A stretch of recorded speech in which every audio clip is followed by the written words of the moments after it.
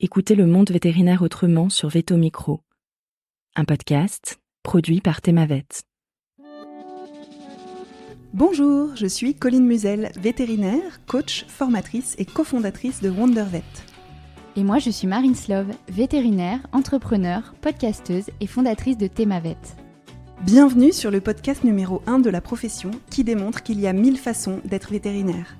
Vous entendrez ici des consoeurs et des confrères, qu'ils soient praticiens ou non, raconter leur parcours professionnel, leurs réussites et les joies qui vont avec, mais aussi leurs difficultés et leurs échecs. C'est toujours avec le même enthousiasme que nous prêtons notre micro aux vétérinaires pour la 3e saison consécutive, pour continuer à nous raconter tels que nous sommes vraiment, interroger notre quotidien professionnel bien sûr, mais aussi et avant tout notre rapport à la vie, au monde animal et à la planète. Le tout saupoudré d'une bonne dose de déculpabilisation. Vous êtes ici chez nous. Mais surtout, vous êtes ici chez vous. Belle écoute!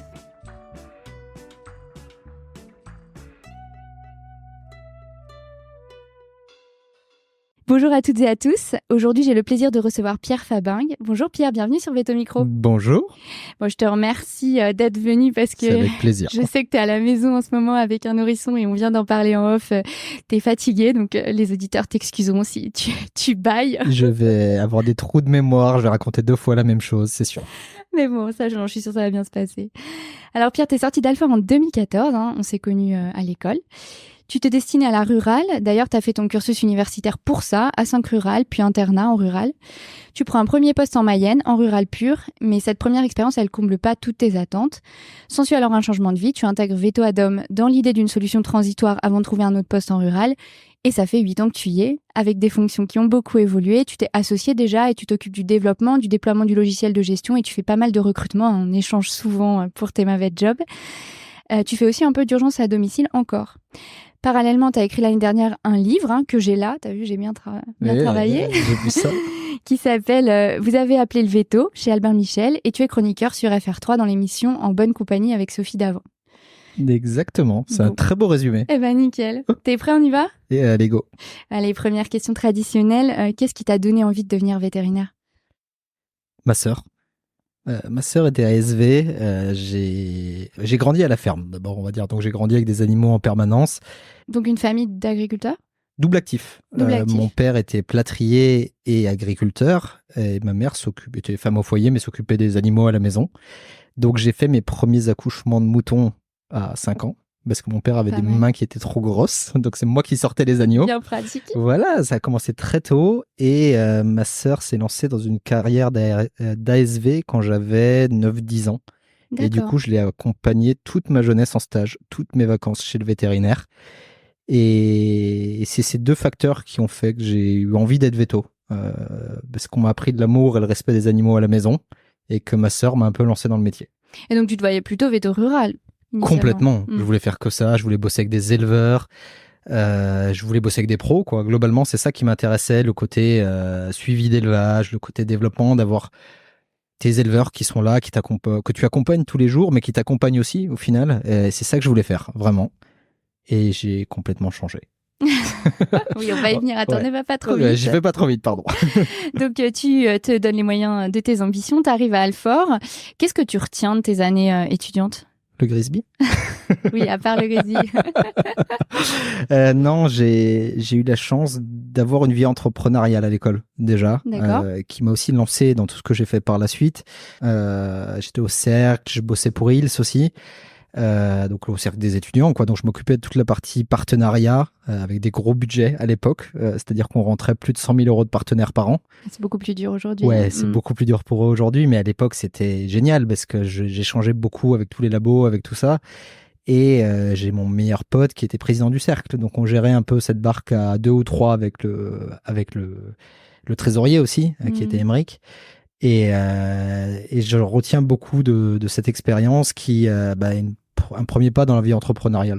Mais c'est vrai, c'est intéressant de le dire parce que toutes les personnes à mon micro qui ont travaillé entre guillemets pour les cercles vétérinaires le disent que c'est une expérience entrepreneuriale alors que de l'extérieur on a plutôt l'impression que c'est pour s'amuser. Mais beaucoup ont dit que la petite flamme, la petite étincelle, elle vient de là en fait. Complètement en fait, parce que moi c'était un travail quasiment à temps plein. J'allais pas en cours. Hein. Voilà, je le dis. Hein. Il faut pas dire on coupera. Il y a beaucoup de jeunes étudiants qui nous écoutent. J'allais en TD le matin quand c'était obligatoire, mais je suis jamais allé à un cours. Et je passais la moitié de ma journée, on va dire que c'était un mi-temps. Je passais la moitié de ma journée à gérer l'asso. Ouais, donc c'est beaucoup de temps et d'investissement. Ouais. Et d'un cercle qu'on a eu déficitaire, on l'a monté à plus de 100 000 euros à la fin de l'année. Donc oui, puis tu mets le nez dans les comptes. Dans les comptes, t'as des salariés. On avait un salarié, on avait Jeannot, on avait Jeannot à payer. Alors même s'il prenait une bonne partie au black, faut pas le dire non plus. Les vétos font pas de black. On avait un salarié à payer, donc ouais, c'est une vraie expérience quoi. Il fallait gérer ses absences, il fallait gérer ses arrêts maladie, il fallait gérer tout ça quoi. Donc et puis tu te sens une responsabilité envers les étudiants quand même, parce que tu veux leur organiser des soirées, parce que tu veux leur faire des cadeaux, tu veux qu'ils aient des belles conférences, tu veux qu'ils aient tout ça quoi. Ouais. Donc voilà, c'est vraiment sympa. C'est la gestion de projet. C'est de la gestion de projet complètement. Donc c'est ça qui m'a donné la petite flamme, la petite étincelle effectivement. Ok.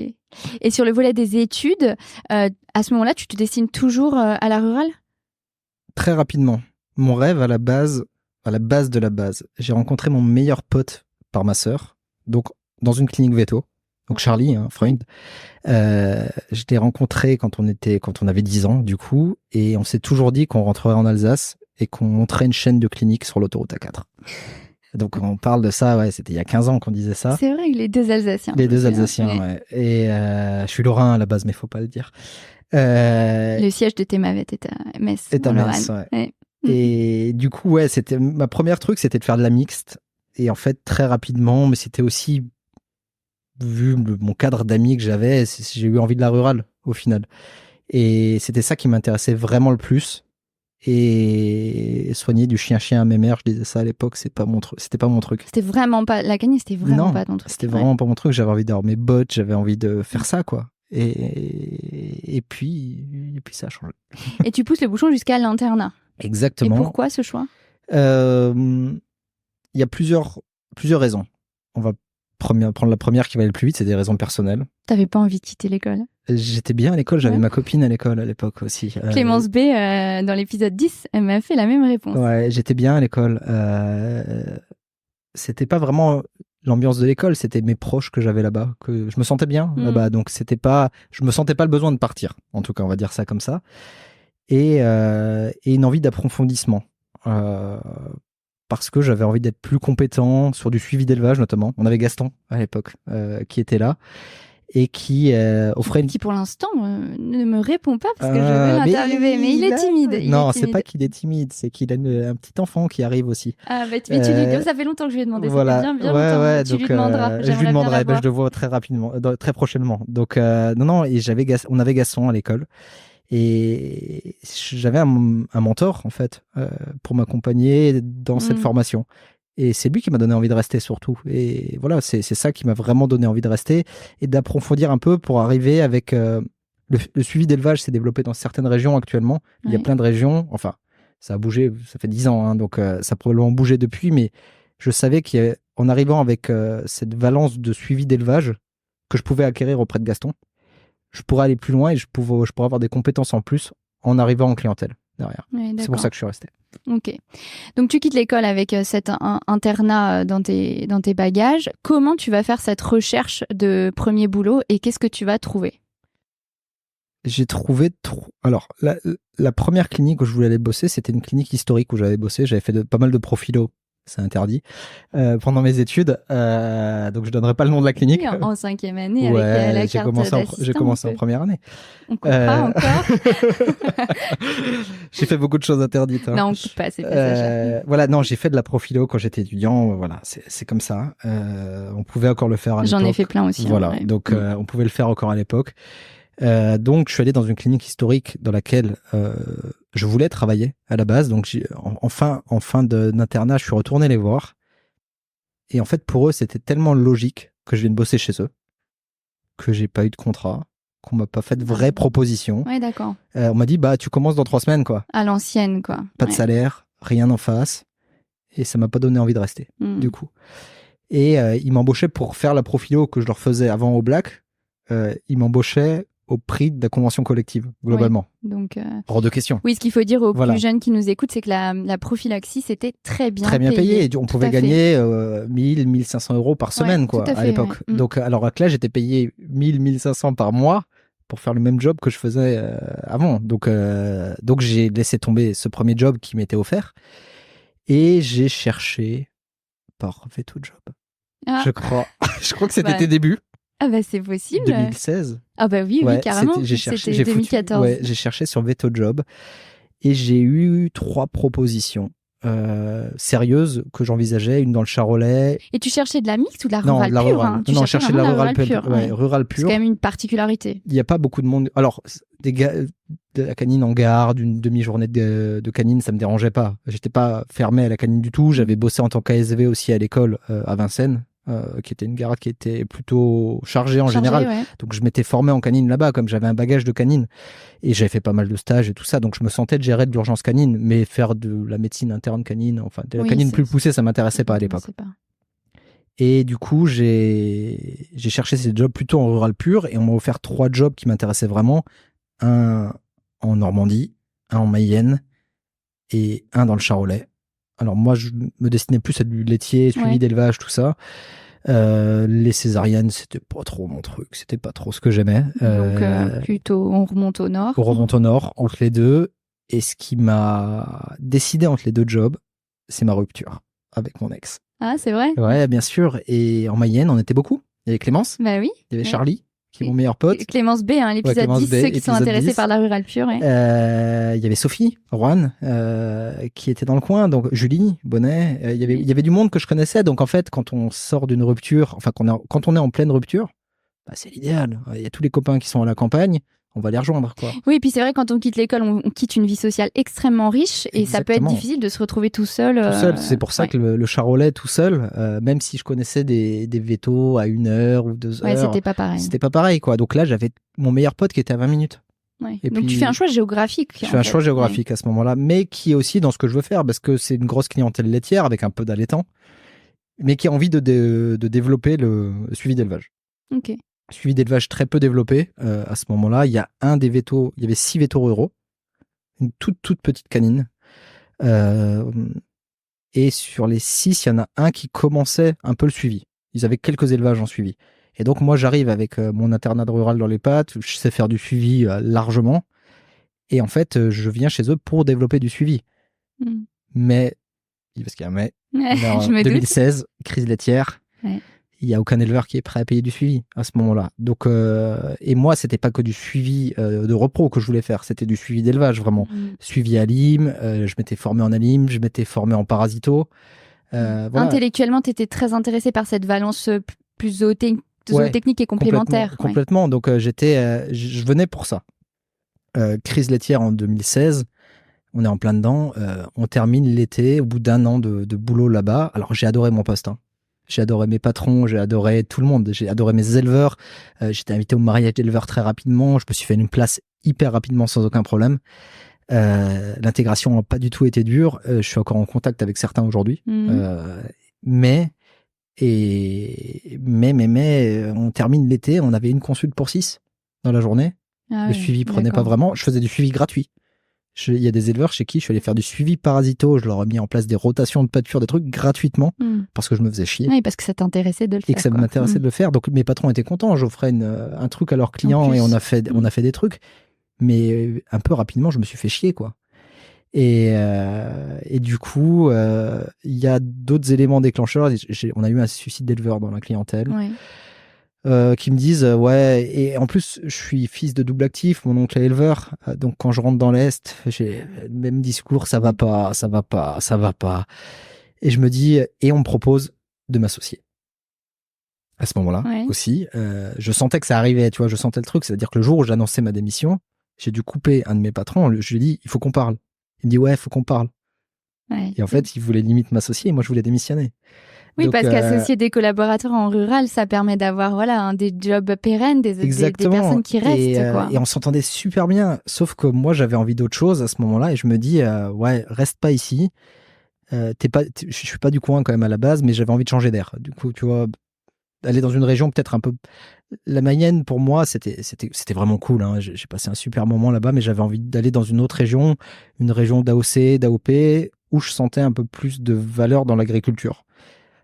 Parce que t'es à Laval, t'es à côté de Lactalis, t'as les manifs tout le temps, des éleveurs, et tu vois que ça va pas dans cette région. C'est pas une région qui est porteuse à cette époque-là, quoi. Il y a une morosité ambiante, en fait. Une petite morosité, ouais. Et même si, encore une fois, j'ai rencontré des gens incroyables, des éleveurs incroyables, j'avais envie de changer d'air à ce moment-là. Mais par contre, tu pensais encore rural. Encore rural, complètement. Et je me dis, contexte perso, encore kiffé, je me remets avec mon ex.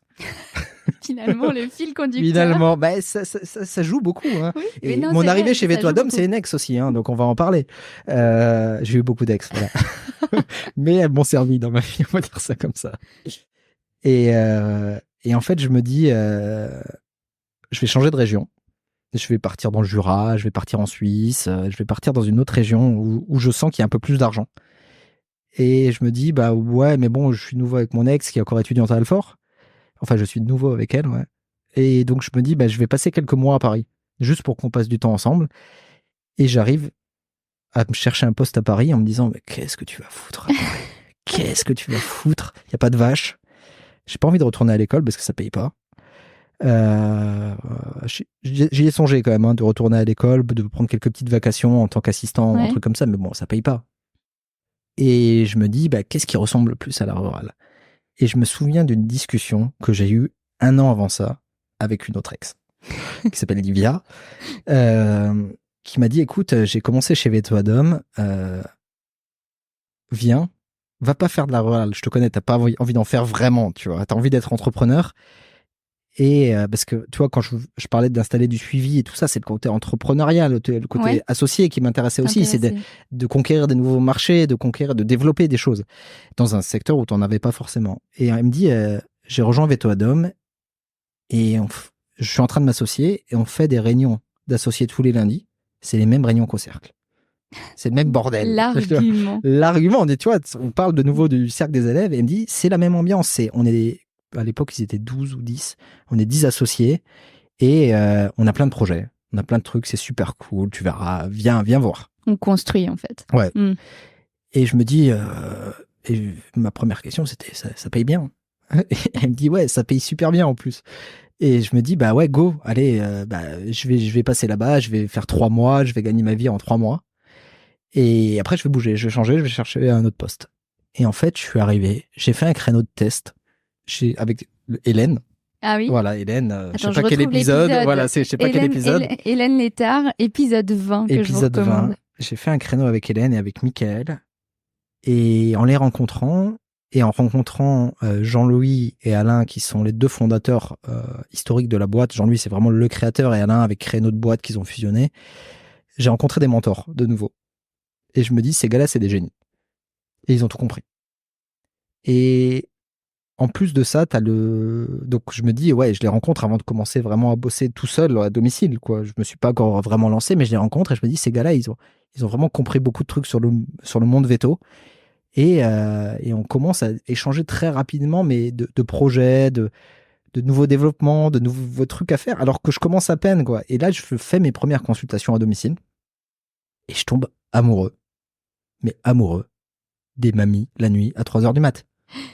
Pourquoi est-ce que tu peux expliquer? Alors, je tombe amoureux pas parce qu'elle m'attire physiquement, on va dire. Parce que ce boulot, quelque part, ça t'inspire. Ça m'inspire. Tu trouves quelque chose. Ouais, en fait, j'y trouve un contact humain qui est incroyable, qui est la raison pour laquelle j'ai écrit un livre. Toutes les nuits, je rentrais dans l'intimité des personnes, on échangeait, et j'y retrouve un peu mon ambiance de rural. Ouais, tu prends un café. Je vois exactement ce que tu veux dire pour avoir fait de l'équine. Ouais. Et ça n'a lieu que la nuit, ça. Et ça n'a lieu que la nuit, ce moment-là. Les gens vont s'ouvrir, et toi, j'ai des frissons. Mais juste moi d'en parler. C'est marrant parce que je crois que ce truc, il n'y a qu'un veto de nuit qui peut l'avoir ressenti. Ce qui se passe la nuit avec les gens est incroyable. J'ai des histoires de fous à raconter. J'ai fait des rencontres incroyables. Et en fait, c'est eux qui m'ont, plus que même le côté entrepreneurial, c'est très vite eux qui m'ont dit, ouais, en fait, c'est ça que tu veux faire. Et ce contact humain que j'ai trouvé est incroyable. Madame Jacques m'écoutera peut-être un jour, ma meilleure cliente dans le 6e qui a 13 chats, qui habite dans 25 mètres carrés avec 13 chats. Mais c'est ma plus belle rencontre. Mais je pensais jamais rencontrer cette dame. On s'appelle toutes les 3 mois juste pour prendre des nouvelles, même si ces chats sont pas malades. Alors que j'ai pas de clients à la base. Hein. Je travaille en référé, je suis là pour les urgences, je les vois une fois dans ma vie. Mais il y a des petites tranches de vie comme ça que je vais partager qui vont me marquer et c'est ça l'essence même de notre métier pour moi. Oui, et c'est à ce moment-là que tu découvres que finalement, on croyait tous faire veto parce qu'on aimait les animaux, mais qu'en fait, il y a plus de la moitié, il faut aimer les gens. Mais pour moi, c'est pas plus de la moitié, c'est 90. Oui, mais je suis d'accord avec toi. Mais ça, on met longtemps à le comprendre. Ouais, mais c'est 2 semaines après avoir commencé chez Vetodome que j'ai compris ça. Oui, c'est ce que j'allais te demander, l'échelle de temps. En fait, non, c'est arrivé très vite. Mais c'est un coup de foudre, en fait. C'est un coup de foudre. C'est-à-dire qu'au bout de 3 semaines, j'ai déjeuné avec des associés de la boîte et ils m'ont demandé comment ça se passe. Je dis, je suis amoureux. Je suis amoureux de ce métier et je surkiffe ce que je suis en train de faire. Et bizarrement, 3 mois après, ils me proposent de m'associer. En me disant, écoute, on sent. Bizarrement, c'est qu'il ouais, non, mais ils m'ont dit, on sent le feeling, on sent le truc. Et en fait, il y avait un autre associé historique qui était en train de partir à ce moment-là. Mais moi, je suis un bébé dans la boîte à ce moment-là. Tu vois, Hélène. T'as quel âge à ce moment-là? À ce moment-là, on est en chevauchement 2016-2017. Donc, je suis né en 89. Faites le calcul. Non. Je sais pas quel âge j'ai. Je peux pas calculer aujourd'hui, je suis fatigué. T'as pas 30 ans. Ouais, j'ai pas 30 ans. Et en fait, on a cette discussion avec Alain. Et moi, je suis un bébé, mais je sais qu'il y a des parts à revendre bientôt. Je sais que dans l'année à venir, il y a quelqu'un qui va partir. Et je me dis, il faut que je me place à ce moment-là. Il me faut de la visibilité, il faut que je sois là. Et j'échange beaucoup avec les associés. Et puis, je leur dis, je sais que je suis un bébé, mais il faut que je vous dise, je surkiffe ce que je suis en train de faire. Et t'as un qui me dit à ce moment-là, écoute, ça va être dur. Il faut que tu rencontres beaucoup d'associés que tu connais pas, parce qu'ils sont 10 associés. Moi, j'ai pas rencontré tout le monde en 3 semaines. Mais il me dit, écoute, déjeune avec tout le monde et ils comprendront. Et tu vois, j'ai déjeuné avec Hélène, j'en ai parlé avec Hélène. À la base, elle me dit, écoute Pierre, je t'adore. Mais une association, c'est un mariage et tu te maries pas au bout de 3 mois. Il faut qu'on se connaisse un peu mieux. Donc, j'ai des associés qui sont pour, j'ai des associés qui sont contre. Et en candidat à l'association en face de moi, il y a d'autres personnes qui sont là, qui veulent s'associer. Parce qu'ils savent que la boîte est porteuse et tout ça. Et je vais réussir à passer avant eux. Donc, je me fais des ennemis aussi. Bien sûr. Au passage. J'imagine. Mais ouais, j'ai réussi à avoir un peu de chance, un peu de talent peut-être aussi, j'aime bien le dire, parce que j'ai travaillé en tant qu'associé très rapidement sans même être payé. C'est-à-dire qu'on a un bouquin de protocole chez Vetodome que j'ai commencé à réécrire. Ils m'ont dit, tu vas être payé pour faire ça. J'ai dit, non, je veux pas être payé, je veux m'associer, moi. Donc, me payez pas, associez-moi. Tu savais exactement où tu voulais aller, quand même. Ouais, je savais où je voulais aller, je savais pourquoi. Et en fait, c'est le moment où j'ai eu cette discussion avec Livia qui m'a dit, c'est la même ambiance que le cercle, viens voir. Et en fait, c'est ce que j'ai retrouvé. J'ai retrouvé cette vie d'entrepreneur avec tous ces projets qui s'ouvraient et dont je voyais le futur, quoi, déjà. Et là, tu mets le mot d'entrepreneur. Est-ce qu'à ce moment-là, tu te rends compte que tu as une fibre entrepreneuriale ou ça, tu ne le comprends qu'après?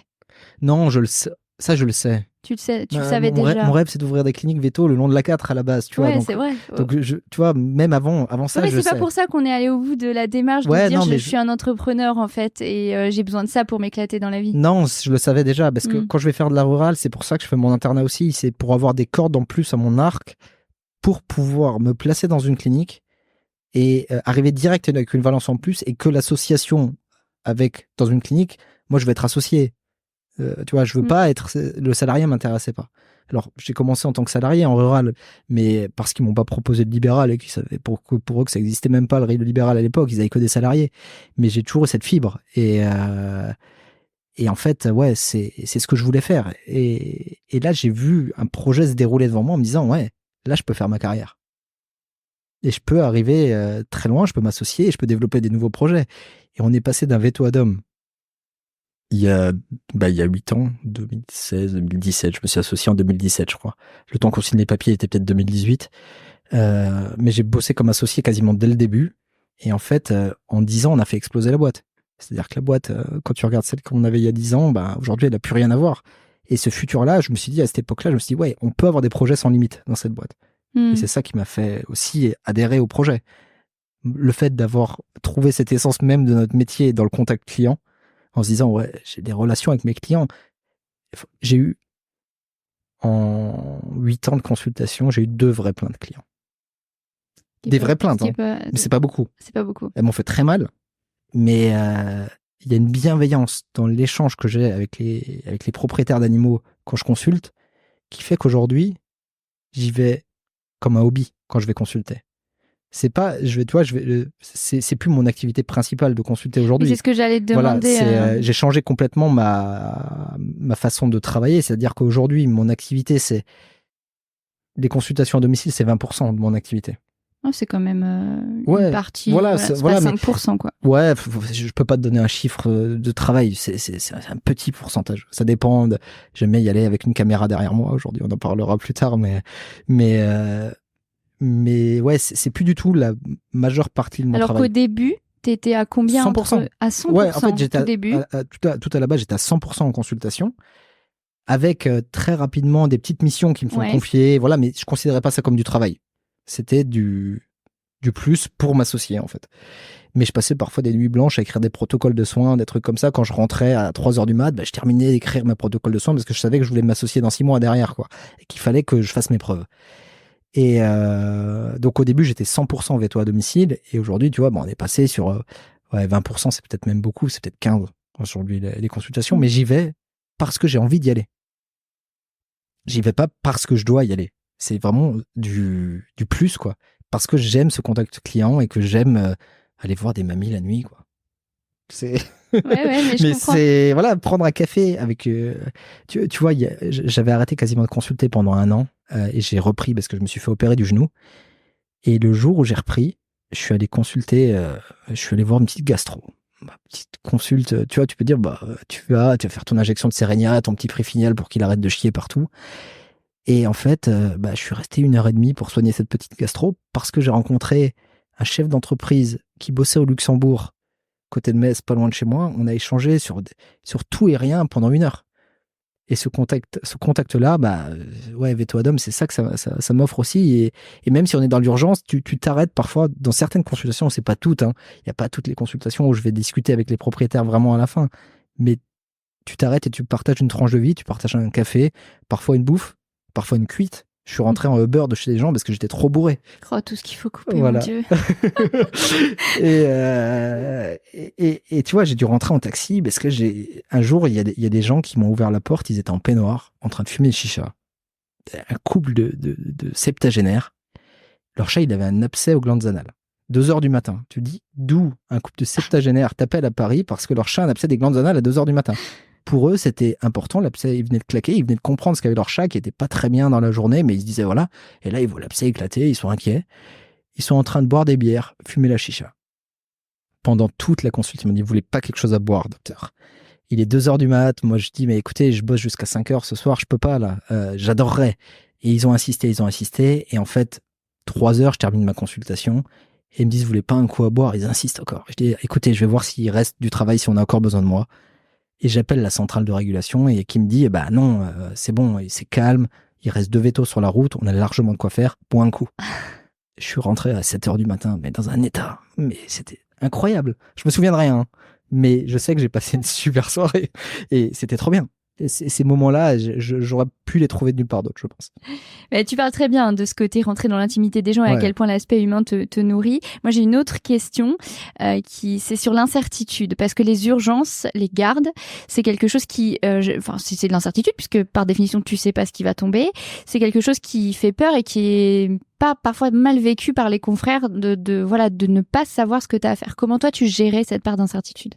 Alors, quand j'arrive chez Veto Adam, en plus, il y a un facteur, c'est que quand j'ai fait de la rurale, et comme j'ai pas fait une dernière année de rural, que j'ai fait un internat de rural, j'ai pas vu un chat, un chien depuis très longtemps. J'ai recousu des chiens de chasse. Globalement, c'est ma seule activité rurale, canine depuis un moment. Donc déjà, t'as un flip quand t'arrives parce que tu te dis, est-ce que je vais être encore capable? Alors j'ai grandi dans des cliniques véto, hein, donc j'ai vu du cas, j'ai bossé en tant qu'ASV. Et j'ai fait des trucs en tant qu'ASV qui sont à la limite de la légalité. On va pas en parler encore parce que j'ai fait des gardes quasiment tout seul en tant qu'ASV, où je prenais mes consultes tout seul. Et ce qui se faisait assez ça couramment. Ça se faisait à l'époque. Ouais. Mais tu vois, mais je le dis parce qu'on a des jeunes auditeurs à qui ça leur parle pas. Mais tu vois, quand je bossais à Vincennes, j'ai vu des vétos intégrer l'équipe de garde à ce moment-là qui étaient moins compétents que moi, qui étaient en 3e année. Donc c'est moi qui formais des vétos à faire des SUF. Donc, tu vois, j'ai un petit bagage, comme je sais un peu gérer du truc, mais ça fait quand j'arrive chez Vetodome, ça fait 4 ans que j'ai pas vraiment touché un chat, Oui, touché un donc tu as chien. une petite appréhension. Voilà, j'ai une petite appréhension. L'avantage qu'on a, c'est que on n'est pas seul sur la route. Et que au début de tes premiers créneaux, on va filtrer tes interventions.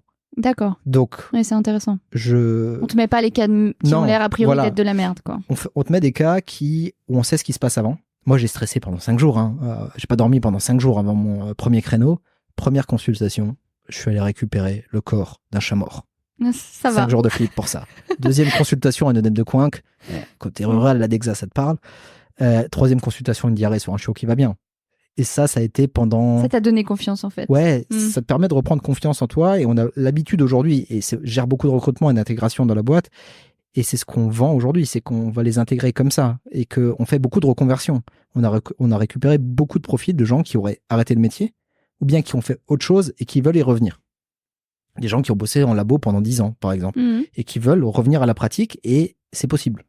Dans ce que nous on fait. Il y en a de plus en plus. Ouais. Et tu vois, là, on a intégré Nour, qui a commencé en même temps que moi à l'époque, avait jamais vraiment pratiqué. Et on l'a lancé. On lance des étudiants qui sortent de l'école, que ce soit école européenne ou française, parce qu'ils n'ont pas forcément le même bagage pratique derrière eux. Quand tu as fait tes études à l'étranger, parfois tu as vu un peu moins de cas que quand tu vas bosser à Alfort. C'est pas un problème de compétence, c'est un problème de mise en application de compétences, je trouve. Et donc, on n'a pas de problème aujourd'hui à lancer des jeunes qui sortent de l'école et qui n'ont pas forcément vu beaucoup de cas. Alors, on va les accompagner, on va leur faire de la formation et on va filtrer les premières interventions pour qu'ils puissent faire leurs premières interventions tout seuls sans être trop flippés. Alors, ils flippent toujours, tout le monde flippe toujours sur ses premières, mais on arrive à les lancer comme ça et j'ai été lancé de la même façon.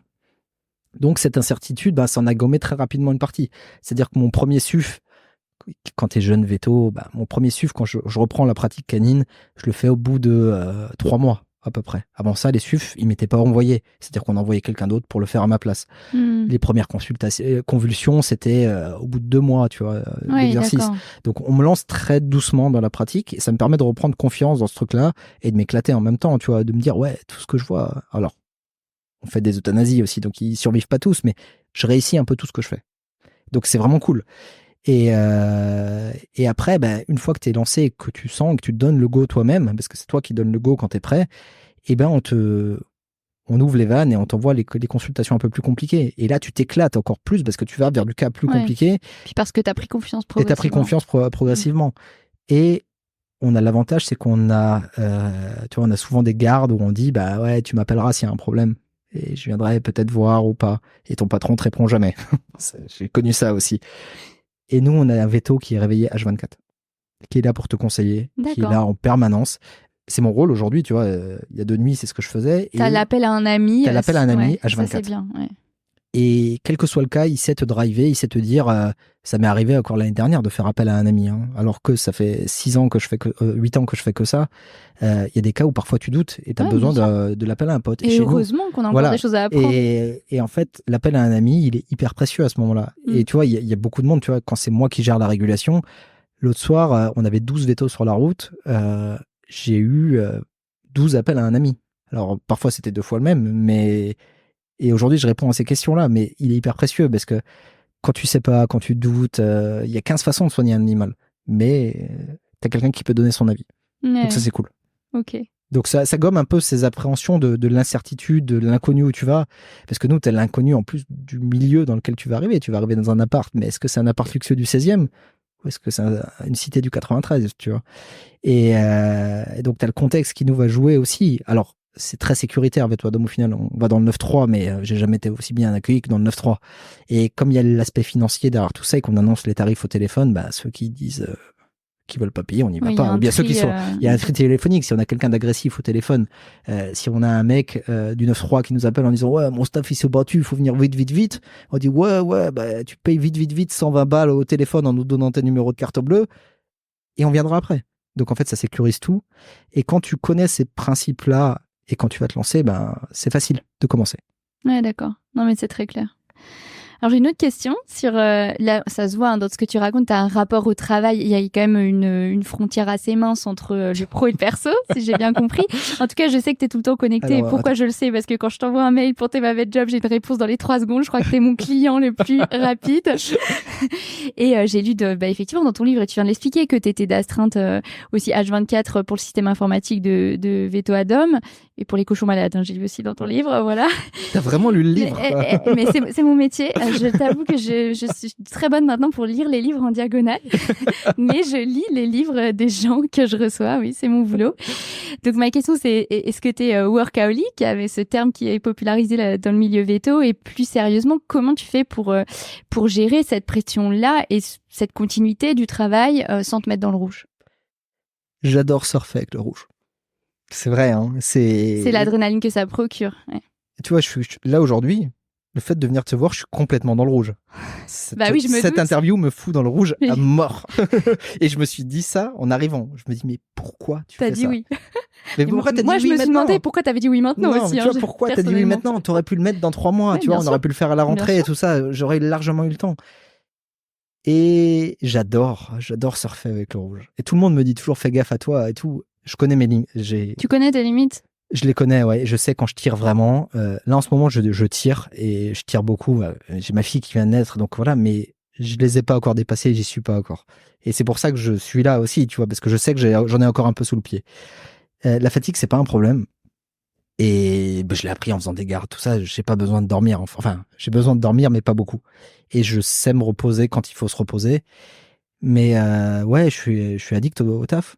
Mais j'adore tellement ce que je fais. C'est pas un boulot pour moi. C'est pas un travail. C'est une passion. C'est marrant de dire ça, parce qu'il y a plus beaucoup de monde qui dit ça. C'est pas, voilà, il y en a qui adorent la course à pied, il y en a qui adorent les trucs. J'adore voyager, tu vois. Grâce à Veto Adom, je me suis barré partout dans le monde. Et je prends 12 semaines de congé par an. Ouais. Mais je travaille tous les jours. Mais tu travailles, oui. Mais je travaille 1 heure. Quand je suis en congé, toi, on est parti en Indonésie l'année dernière pendant 6 semaines. J'ai bossé 1 heure par jour. J'en profite, ma femme dort beaucoup plus que moi. Quand elle dort, je travaille. Souvent. J'écris mes bouquins la nuit. Mon bouquin, je l'ai écrit la nuit. Oui, t'as pas un besoin de sommeil. J'écris mes chroniques la nuit. Et pendant mes gardes, j'ai des petits temps morts dans mes gardes que je vais utiliser. Tu vois, au lieu d'être en train de regarder des séries, en train de faire autre chose, en train d'être sur Insta, je bosse. Parce que j'aime ça. Et ouais, c'est vrai qu'on n'est plus beaucoup comme ça aujourd'hui. Enfin, on dit qu'on est de moins en moins. Je suis pas convaincu. Mais ouais, j'adore ça. Donc ouais, je suis un peu addict. C'est parfois un peu problématique. Ma femme a beaucoup de mal à comprendre.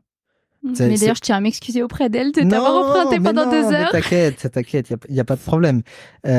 Si j'étais pas avec toi, j'étais en train de faire autre chose. Voilà. Mais elle a eu beaucoup de mal quand on n'est pas dans le milieu veto, parce que déjà dans le milieu veto globalement, la frontière entre le pro et le perso est assez fine, je trouve. En général. Oui, t'as raison. Le boulot suffit souvent le soir quand tu rentres à la maison, que tu sois entrepreneur comme nous ou que tu sois veto salarié. Même si les salariés disent aujourd'hui, je rentre chez moi, je veux couper. Tes consultes de la journée elles sont encore là, et tournent encore. Tu vas en parler avec des potes. En général, les vétos, on a beaucoup de potes vétos globalement quand même. Donc le boulot te suit quand même beaucoup, et on adore beaucoup parler de nos boulots en général, et des cas qu'on voit et tout ça. Donc le boulot te suit forcément. Donc il y a beaucoup de monde qui est suivi par son boulot. Mais moi, ma femme, elle est RH. Elle, quand elle rentre à la maison, elle peut retirer sa casquette plus facilement. Ouais, elle la retire complètement. Bien qu'elle puisse voir des choses pas drôles aussi. Non, parce que elle vire pas des gens, elle est pas dans ces trucs-là, tu vois. Elle fait de la politique de rémunération globalement et des avantages sociaux, donc elle fait des trucs vraiment positifs, et ça, le boulot la suit pas à la maison. Et ça a été dur pour elle de comprendre à quel point. Elle me dit, t'es la seule personne que je connaisse de tous les gens que j'ai rencontrés. Alors, elle a rencontré mes potes depuis qu'on se connaît, et donc elle voit d'autres personnes comme moi, et ça l'a aidé à comprendre. Mais elle m'a dit au début, j'ai jamais vu quelqu'un qui aimait aller travailler. Et je lui dis, ouais, je serais quand même mieux avec toi sur le canapé ce soir. Et quand je mettais mon petit uniforme pour sortir à 20h, aller bosser, je me disais toujours, ouais, pourquoi tu fais ça? Et une fois que j'étais en consultation, j'étais bien. Tu savais pourquoi tu faisais ça? J'étais bien. Et à chaque fois que je vais bosser, je suis bien. Tu vois, dans le podcast qu'on fait, pour moi, c'est un peu du boulot, tu vois, c'est un peu comme du boulot, et c'est un peu comme ce que je fais tous les jours, je suis bien. Et ça, pour moi, c'est, voilà. Alors, tu vois, je voyage, je fais de la course à pied, j'en fais un peu moins en ce moment, mais j'ai d'autres trucs que j'aime bien. Mais bosser, j'adore. J'adore travailler. Non, c'est marrant. Tu vois, ça fera plaisir à ma community manager qui monte les podcasts, puisque j'ai arrêté de lui demander de se déconnecter. Elle a pas de frontières non plus entre le boulot et sa vie personnelle, et même en vacances. Elle continue de travailler malgré mes injonctions. Parfois, je la prie de disparaître de Teams, mais elle est quand même là. Voilà. Ouais, mais tu vois, moi je dis toujours, je préfère faire les choses urgentes quand elles ont besoin de prendre les choses au fur et à mesure. Ça fluidifie un peu le truc et je préfère bosser un peu tout le temps que d'avoir des énormes périodes de bourre où je vais être noyé complètement. Alors je dis pas qu'il y a des moments où je suis pas à la bourre et que j'arrive pas à suivre. Ma to-do list, il y a des trucs il y a 2 ans qui sont toujours pas faits, voilà, qui seront à faire plus tard et qui sont importants, mais bon, que je mets de côté. Et je prends quand même du temps, tu vois. J'essaie de prendre du temps tous les jours pour être avec ma femme, avec ma fille, encore plus maintenant. Oui, puis tu as une forme de liberté parce que tu gères ton emploi du temps comme tu veux. Comme je veux. Ça, c'est une vraie liberté. Ouais, alors ça, c'est vraiment dans mon job et chez Veto Adam, au final, c'est ça qui m'a aussi fait ça, c'est que j'ai le planning que je veux, j'organise mon travail comme je veux. Moi aussi, et ça, c'est une énorme liberté. Et je le faisais déjà quand je faisais juste des consultations, c'est-à-dire que ton planning, c'est toi qui en décides. Enfin, tu donnes tes dispos. Tu travailles pas du lundi au samedi de 9h à 19h. Tu dis, moi, je suis dispo lundi, mardi, mercredi, et puis après, je me barre une semaine, et puis après, je suis de nouveau dispo là. Et cette liberté fait que j'ai voyagé partout. Que ma première année, j'ai pris 12 semaines de congé, je suis allé au Japon, je suis allé en Zambie, je suis allé faire 6 semaines de ski, je suis allé en Guadeloupe. Mon empreinte carbone n'est pas très bonne. En Zambie, t'es allé voir qui? Vic. Ah, je suis allé voir Vic en Zambie. J'ai pas le numéro de l'épisode sous les yeux, mais encore un bel épisode. Victor de Le Salle. Je suis allé voir Vic en Zambie. Je suis président de l'asso. Mélindika. Ouais, je suis président honorifique, on va dire. Elle avait besoin d'un président, donc c'est elle qui décide de tout. Moi, je suis juste là pour avoir le titre. Mais ouais, donc non, je suis allé partout.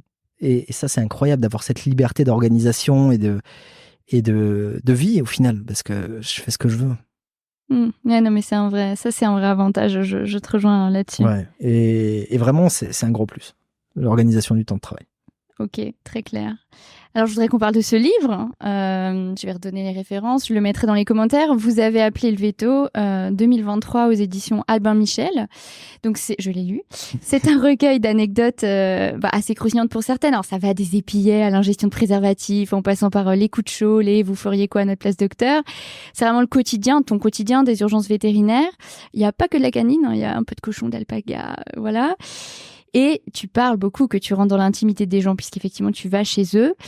Et il y a ce truc d'histoire qu'on se raconte quand on est ensemble, les vétos, d'histoire de vétos. C'est vraiment ça qu'on retrouve dans le livre. C'est un condensé et tout ça, ça fascine probablement le grand public. Ma première question déjà, et c'est pratico-pratique, c'est comment ça se passe l'écriture d'un tel bouquin? C'est quoi? T'es contacté par les éditions? Comment ça s'est passé? C'est un gros coup de chance. Un énorme coup de chance. En fait, j'ai tourné avec une journaliste du Monde qui voulait faire un reportage sur nous. En fait, il y a une rubrique du Monde tous les ans qui sort, qui s'appelle 100 portraits de France, où ils vont interviewer... C'est Pascal Crémer, c'est ça? Ouais. Qui vont interviewer 100 Français. Et en fait, moi, ils voulaient interviewer des Français parce que je vais voir des Français. Tu vois, je rentre dans l'intimité des gens, voilà. Donc, ils ont voulu venir avec moi pour ça. Et elle a sorti un article qui est affiché en grand dans mon salon. Il est magnifique. C'est clairement, c'est le livre, en fait. Et je voulais que ça soit elle qui l'écrive, mais ça n'a pas été elle finalement, qui m'aide à l'écrire parce que je sais pas écrire, en plus. Donc, elle me sort cet article et 3 semaines après, j'ai un contact LinkedIn. J'ai Albin Michel qui m'écrit. D'accord. Et qui me dit, on a vu l'article. Il y a un truc à faire. Et je vais les voir et je dis, Albin Michel, ça se refuse pas. T'es obligé d'aller voir le truc. Je dis, je sais pas écrire, je suis nul, moi. Oui, mais ils mettent à ta disposition quelqu'un qui sait une plume. Et donc je vais les voir en disant, moi, je sais pas écrire, mais j'ai des histoires à raconter. Et il m'arrive, voilà. Et je leur ai raconté le livre. En fait, je leur ai dit, on peut parler de ça, on peut parler de ça, on peut parler de toutes ces histoires folles qui m'arrivent. Et ils me disent, écoute, ouais, go, on se lance. Et je leur dis, par contre, je sais pas écrire. Donc, il faut m'aider, là. Ils me disent, ça, c'est pas un problème, on sait faire. Ils ont l'habitude. Et donc, je leur dis, écoutez, moi, j'ai comme une requête. Il y a Pascal qui a écrit l'article. Je vais d'abord lui demander à elle. Parce qu'elle m'a sorti un article qui était tellement beau et que je sais qu'elle était à même de faire ça. Et en fait, elle n'a pas le temps. Elle est déjà prise elle va écrire des scénarios de série. Donc, elle me dit, je suis désolé, j'ai vraiment pas le temps. Mais je suis ravi que tu aies pensé à moi. Et du coup, ils m'ont présenté Alix, qui écrit des bouquins pratiques à la base. C'est pas non plus son genre d'écriture à la base, mais on a un super bon fit. Et tu vois, ces bouquins, c'est comment faire son yaourt ou comment arrêter de fumer, des trucs comme ça. Et elle accompagne des médecins, elle a accompagné beaucoup de médecins, beaucoup de personnes sur de l'écriture. Elle me dit, vas-y, on se lance. Et comment ça se passe concrètement ? Alors concrètement, à la base, je lui raconte mes histoires à l'oral. Ouais. Elle enregistre. Elle enregistre et, elle prend des notes et elle veut les mettre par écrit. C'est pas, on a un esprit veto, on a un esprit très structuré autour d'une consultation. Tu sais, c'est anamnèse, commémo, hypothèse diagnostique. Donc je trouve que ça, elle arrive pas trop à le ressortir, tu vois, de motifs d'appel, la chronologie de la consultation. Mais est-ce que c'est l'objectif pour un lecteur grand public ? Non, mais moi j'ai besoin quand même que ça soit structuré. Je suis bordélique dans ma tête. Non, mais je vois très bien ce que tu veux dire. Tu as la structuration mentale d'un vétérinaire. Ouais, donc t'aimes bien que ça se déroule dans le bon ordre. Il faut que ça se passe, même si c'est pas le but pour un lecteur. Pour moi, c'est pas possible de pas sortir une consultation dans l'ordre, tu vois. Donc, je sens qu'elle a des petites difficultés sur ça pour retransmettre ça. Donc, je lui dis, écoute, on change la façon d'écrire. J'écris tout. Et toi, tu tailles. Et tu tailles. Voilà, tu tailles. Donc, ça m'a demandé beaucoup plus de travail que prévu. C'est pas très rentable d'écrire un bouquin. Ah oui, non, ça je sais bien. Ouais. C'est pas rentable, c'est pas rentable du tout. Non, du tout. J'en ai écrit 2 nouveaux là d'ailleurs, pas rentable du tout. Mais ça ouvre des portes. Oui, tout à fait. Puis ça peut être aussi pour le plaisir, mais effectivement, c'est connu pour pas être rentable. Non, et en fait, si tu veux, j'ai Jean-Louis Patin, qui est le créateur de Vétodome, qui a écrit le même livre il y a 30 ans, donc ça m'éclatait de le faire aussi. C'était aussi un challenge pour dire, écoute, moi aussi je le fais. Et il avait sa tête comme moi sur la couverture, donc on les met à côté au bureau maintenant. Ah oui, d'accord. Et du coup, j'ai écrit taille. Et donc, beaucoup de relecture derrière aussi, parce que du coup, tu relisais derrière, ce qu'elle a refait. Et donc, beaucoup de temps de travail la nuit, au final, pour essayer de tenir les deadlines et tout ça. Et le livre sort derrière ça. Combien de temps vous mettez à l'écrire ? C'est une bonne question, j'en ai aucune idée. Quelques mois, ouais, ça se compte en mois. Du début à la fin du projet, t'as 1 an, globalement. Et avec beaucoup de travail sur la fin, et ils m'ont mis un agent donc Albin a fait la promo du bouquin, ils m'ont mis un agent de presse qui est l'agent de presse de Stéphane Bern, donc qui est quand même quelqu'un d'un peu pointu quoi, et qui m'ouvre les portes de France Inter, les portes de Europe 1. Oui, c'est comme ça que derrière tu deviendras chroniqueur en fait. Par la suite, ça va m'ouvrir toutes ces portes parce que le bouquin m'a fait connaître et je me suis fait contacter par ça, donc en fait ça ouvre des portes. Ok. Et donc j'ai une très grosse promo. Beaucoup plus que ce qui était espéré. Enfin, Albin avait des grosses espérances pour le bouquin qui a marché moins bien que prévu. On a vendu ce qu'on a imprimé, donc c'est une réussite. Ça rentre dans ce qu'ils avaient quand même prévu. Ça rentre dans ce qu'ils avaient prévu, mais ils pensaient que ça allait exploser, que les ventes allaient exploser, et que un bouquin qui se vend bien aujourd'hui, les moyennes sont à 2000 exemplaires. C'est très bas. Je sais, mais tu fais bien de le dire. Ouais. Donc nous, on en vend 5000 et on a tout vendu, donc on est content. Mais eux, ils pensaient qu'on allait monter à 50, 100 000, quoi. Parce qu'ils pensaient que la thématique allait attirer beaucoup de monde, mais la thématique est dure quand même. Il y a beaucoup de monde. Tu vois, j'ai été dans des salons du bouquin et des trucs où j'ai fait des petites promos avec d'autres personnes qui ont écrit des livres sur les animaux. Et il y en a beaucoup qui m'ont dit, on a vu ton bouquin, mais on veut pas le lire parce qu'on sait que de quoi tu vas parler. On sait que tu vas parler de mort forcément, et on veut pas être confronté à ça. Donc on fait l'autruche et on l'achète pas. Marrant, et du coup, la thématique attire pas tant que ça au final, et on a des ventes qui sont correctes, et ils envisagent même peut-être à un moment de le rééditer un peu si ma carrière de célébrité continue, on va dire ça comme ça, et que ça peut attirer du monde et de le laisser un peu en connexion permanente, parce que c'est intemporel en fait comme bouquin. Il y a pas on peut le vendre pendant 10 ans et ça sera encore bien sûr. Ça bouge pas. Et du coup ça a été une super expérience. Oui, donc c'est une expérience qui t'a plu. Ça m'a éclaté. Alors je rebondis sur ce que tu disais, que justement ça parle pas que forcément des choses faciles et que ça parle de la mort. D'ailleurs dans l'introduction tu dis que ce métier de vétérinaire il est plus difficile qu'on ne croit, alors que paradoxalement on te dit souvent vous faites le plus beau métier du monde, docteur. Tu l'écris à plusieurs reprises dans le livre. Tu parles des suicides dans la profession, tu parles des moments difficiles, et dans la conclusion tu dis je ne veux pas avoir l'air d'enjoliver la réalité, et tu dédies ce livre à tes consoeurs et confrères. D'ailleurs je note l'inclusivité en ayant mis les concerts en premier. Et tu écris que tu espères avoir été juste sur l'image renvoyée de notre profession. Pourquoi c'était si important pour toi, et qu'est-ce que tu réponds à ceux qui pourraient te dire que ce genre de littérature destinée au grand public contribue à l'idéalisation du métier ? Pour moi, c'est hyper important aujourd'hui, et justement, c'est le seul intérêt du livre, pour moi, pour le grand public, tu vois. J'ai écrit un bouquin parce que je kiffais ça et que ça me faisait kiffer de l'écrire à la base. Mais je voulais quand même faire passer un message au grand public que notre métier est idéalisé en fait aujourd'hui et qu'ils imaginent pas la pression qu'on peut avoir, la pression qu'on se met aussi souvent. Et on connaît tous des gens qui ont eu des burn-out, qui sont allés plus loin, malheureusement aussi.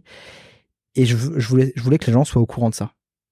Et en fait, ça permet, je me dis pas, s'il y a une personne qui me dit, qui se dit un jour, ouais, il faut pas que je sois con avec le veto, il a le droit à l'erreur, il a le droit de se planter, un animal peut mourir, c'est pas de sa faute, parce que j'en ai perdu aussi, des animaux sans comprendre pourquoi. Si juste une personne un jour n'a pas de parole violente envers un vétérinaire, grâce à ce livre, j'aurais réussi. Tu vois, ça me suffit de me dire ça.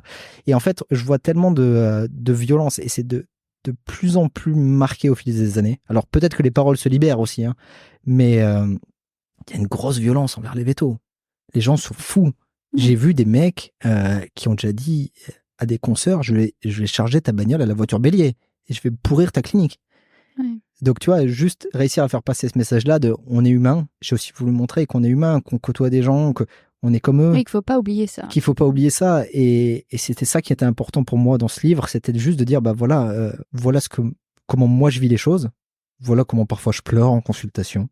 Voilà voilà ce qui m'anime. Voilà pourquoi je fais ce métier-là. Et j'ai eu des critiques sur le bouquin en me disant, ouais, il a 30 ans, il écrit déjà sa biographie de vie. C'est qui ce gars, tu vois? Mais ouais, j'ai eu la chance d'avoir la possibilité de le faire et on m'a tendu une perche pour le faire, donc je l'ai fait à cause de ça aussi. C'est dire, voilà, t'as la chance. On te propose de mettre le métier de vétérinaire en avant dans un livre. Auprès du grand public. Donc ouais, je me suis dit tout de suite, il faut que j'y aille. Et c'est ça que j'ai essayé de retranscrire dans ce livre. Est-ce que je l'ai fait comme il fallait le faire? Voilà, c'est peut-être que... T'as fait en tout cas comme toi, comme moi je le fais. Je l'ai fait comme moi je le traverse. Comment moi je l'ai traversé. Alors, j'ai pas l'avis du vétérinaire classique, aussi. Tu vois, donc c'est pas forcément l'image que chaque vétérinaire a de sa pratique de tous les jours. Donc je sais aussi que il y a quand même beaucoup d'anecdotes, ou même moi qui n'ai pas fait beaucoup de canines, où tu te retrouves et tu retrouves toutes ces anecdotes que tu racontes quand tu es avec tes potes vétos. Voilà, donc globalement, beaucoup de gens vont se retrouver dans ces anecdotes. J'ai eu de la chance, en faisant du domicile, il t'en arrive un peu plus. Oui, et puis chez les gens, c'est un peu plus folklorique. En fait, et c'est pour ça qu'ils sont venus me chercher aussi pour écrire le bouquin, parce que comparé au cas classique où tu es dans les murs de ta clinique, moi j'ai un petit côté aventurier. Et c'est ça qui les a intéressés dans l'écriture de ce livre. Et c'est pour ça qu'ils sont venus me chercher, pour qu'on mette ce métier en avant. Donc je mets en avant le métier de vétérinaire urgentiste, mais j'essaie de mettre un peu en avant le métier de tous les vétérinaires à travers ce truc-là. Et que le grand public comprenne un peu qui on est. Ouais, non, mais... Parce que la phrase dont tu parles, vous avez un beau métier docteur, on l'entend tout le temps. Mais est-ce qu'on a un si beau métier que ça? Ouais, non, tu vois, c'est une vraie question. On a un métier qui est passionnant. C'est passionnant ce qu'on fait tous les jours. Humainement, c'est hyper riche. Avec les animaux, c'est hyper riche. Mais bon, combien des vétos se sont fait bouffer? Combien ont terminé en arrêt de travail parce qu'ils sont pris un coup de pied de vache? On en connaît tous. Il y a des vétos qui ont été paralysés par des animaux. Voilà, il y a tous ces trucs hyper durs auxquels on est confronté. C'est un métier qui est dangereux, c'est un métier qui humainement est dur. On compte pas nos heures, on compte pas tout ça. Donc il faut qu'ils comprennent ça. Et parfois, j'ai essayé c'est pour ça que j'ai essayé aussi de retranscrire les moments difficiles dedans. Tu vois, quand t'es KO, quand on peut plus. Quand t'as des gens, ou toi-même, tu peux parfois avoir des réflexions envers des gens en disant, mais qu'est-ce que je fous là? Pourquoi ils m'ont appelé? Me fait chier, quoi. Ouais. Je serais mieux chez moi à la maison.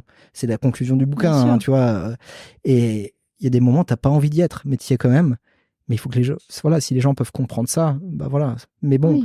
Et puis les problèmes des incivilités dont tu parlais tout à l'heure, mais c'est aussi ça a été aussi une leçon pour moi-même, parce que quand t'écris ça, tu te rends compte que quand tu as quelqu'un en face de toi qui fait pas ce que tu lui demandes dans ton travail de tous les jours, ou que tu as quelqu'un qui répond pas à ton truc, les gens peuvent avoir des problèmes aussi derrière. Et donc ça a été riche aussi pour moi, ça te fait une petite introspection d'écrire ce genre de bouquin. Et ça te permet de relativiser la vie. C'est l'exercice en fait d'écrire qui est hyper intéressant. La mise en forme, j'ai laissé ça à Alix.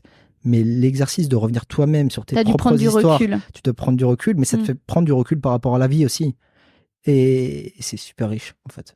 C'est trop cool.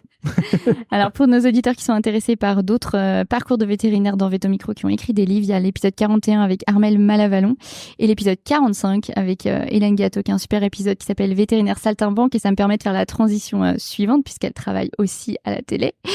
Je l'ai rencontré, on s'est rencontrés. Voilà. Super contact, super personne. Ouais, bah, c'était une super et interview. on va à Cannes, normalement, l'année prochaine ensemble pour être jury film animalier. Ah bah trop bien. Peut-être, c'est en train de s'organiser. Ah bah trop bien, tu vois, tu finis ma transition parfaitement. Donc t'as un peu expliqué tout à l'heure, mais comment tu deviens chroniqueur et puis en quoi ça consiste? Je fais un petit retour en arrière. En fait, je suis contacté le jour où je suis contacté par Le Monde pour écrire l'article. En fait, Ouais. c'est un coup de fil que je décroche par hasard. Et donc, c'est une suite de hasard qui a fait tout ça. Parce qu'en fait, je faisais des tests au bureau pour voir si le téléphone marchait bien. Et j'ai décroché le journal Le Monde à ce moment-là.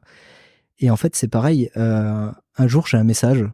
Mais tu vois, sur Insta, quelqu'un qui m'ajoute, tu vois. Et puis, je l'ajoute immédiatement, comme je suis toujours connecté. Et j'ai un message qui arrive, voilà, on prépare une émission sur les animaux. Est-ce que ça t'intéresse? Je ne sais pas ce que je vais faire ce jour-là. Je dis oui. Je réponds juste oui. Pas. Non, je réponds juste oui. Je dis, je sais pas pourquoi tu veux me voir. Je pose même pas la question. Je lui dis, écoute, c'était pendant mon voyage de noces l'année dernière. J'étais au fin fond de l'Indonésie. Hein. Donc t'es en train de nous dire que t'étais connecté pendant ton voyage de noces. Mais complètement, bien sûr, tous les jours, 1 heure par jour. Et je réponds oui. Et en fait, je rentre en contact avec un des gars de la boîte de prod de De Chavannes. Et ils sont en train de lancer une émission sur les animaux avec Sophie Davant. Et donc, je vais les rencontrer. Je sais pas ça au moment où je vais les rencontrer du tout. Hein. J'ai juste dit oui, ça m'intéresse, pourquoi pas. Et je vais les rencontrer. Ils me disent, voilà, on a besoin d'un chroniqueur en plateau pour s'asseoir à côté de Sophie Davant.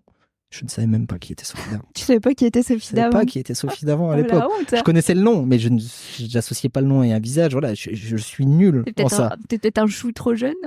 Je sais pas. Quelques années qui nous séparent. On s'entend très bien aujourd'hui. Et c'est une très belle personne. Je suis content de l'avoir rencontrée, mais à l'époque, je ne savais pas qui c'était. Mais je suis très nul dans tout ça. Et puis là, je me dis, go, pourquoi pas? Ça te fait pas peur? Je suis terrifié.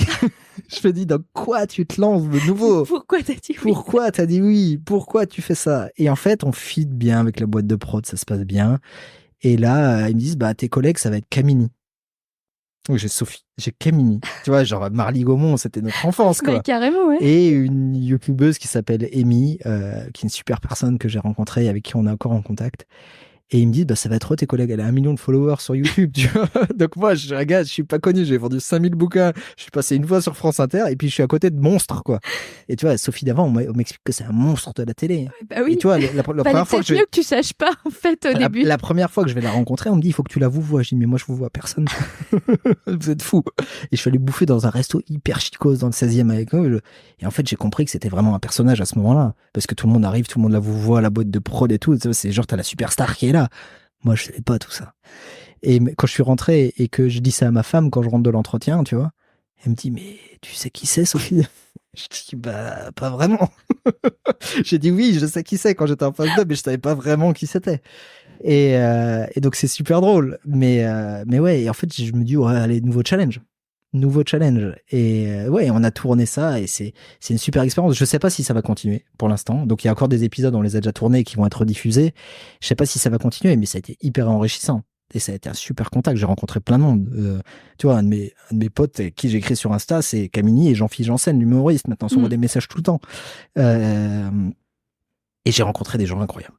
Et tu peux raconter concrètement comment ça se passe? D'écrire une chronique Alors, les émissions sont quand même on sait de quoi on va parler à l'avance. Hein. Oui. On sait les sujets, on a des invités en plateau et tout ça.